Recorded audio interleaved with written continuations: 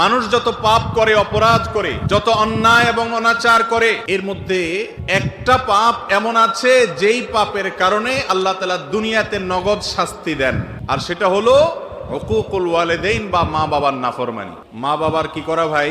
নাফরমানি করা। নাফরমানি মানে কি? মা বাবার অবাধ্য হওয়া। তারা যদি কোনো কাজের নির্দেশ করেন, সে নির্দেশকে আপনি আমলে নিলেন না, তোয়াক্কা করলেন না, মানলেন না, মা বাবার আদেশকে লঙ্ঘন করলেন, পাত্তা দিলেন না, কথা শুনলেন না, এবং তাদের প্রতি অবিচার হয়, জুলুম হয়, অথবা তাদেরকে ধমক দিয়ে কোনো কথা বললেন, এরকম কোনো কাজ যদি করেন, সেটা হলো মা বাবার কি করা ভাই? নাফরমানি। মা বাবা এমন একটা বিষয়, ইমানদারের জন্য সবচেয়ে কঠিন পরীক্ষাগুলোর মধ্যে একটা পরীক্ষার জায়গা।